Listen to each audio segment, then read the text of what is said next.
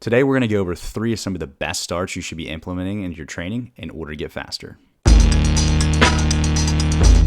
The first one is a swinging start. It's also probably one of my favorite starts to use with my athletes. It's great because when loading up a start this way, you can work on really driving the hips forward and projecting quickly into your first step. Adding in the momentum factor with the swing allows you to load up the lower leg and hips, which will allow you to really launch out into a quick first step that most starts won't get. You want to focus on starting from an upright position, then quickly but under control, hinge at the hip or push your butt back to load up the down leg. Driving the hips forward or snapping them forward, think like a kettlebell swing, and then punching that back leg up hard and striking down the track. Projecting your body forward at about a 45-degree angle and striking hard back in the ground. I put this start first because I think it's incredibly uncommon, but it can be so impactful. Once you really dial in some of the technique and master some of the balance involved with this start, you can really set you or your athletes up with maximizing their first step to the fullest. Start number 2, a kneeling start, kind of in a more wound up position than you typically would see. This one is probably the more difficult of the 3, but it really forces you to have to push out hard and organize everything really quickly to get into a good first step. I like to have my athletes do this one with the front heel off the ground and the shin at a positive angle versus more in a lunge position. Once you screw the front foot in the ground, you should be still in a more upright position. Then you want to slowly load up the front leg and set your arms. You do this by keeping the bottom foot rigid and gradually leaning forward to the point at which your torso is about a 45-degree angle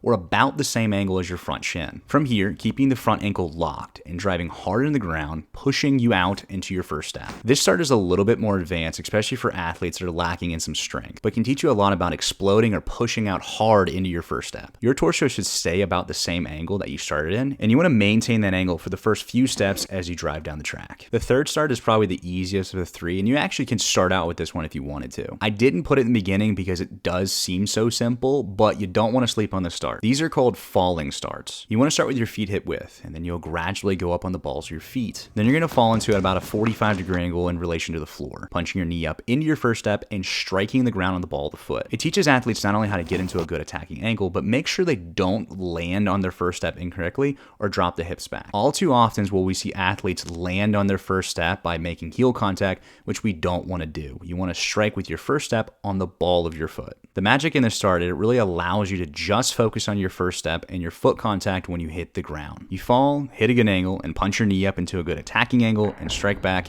into the ground. Hopefully all these starts help out with you guys getting faster or just something new to throw into programming. If you're a coach watching this video, throw them in every now and then or put them in a structured programming when you're doing your sprints. I can almost guarantee they'll help out, especially that first start. If you're going to try any of these starts of the 3, that swinging start has so many benefits to it.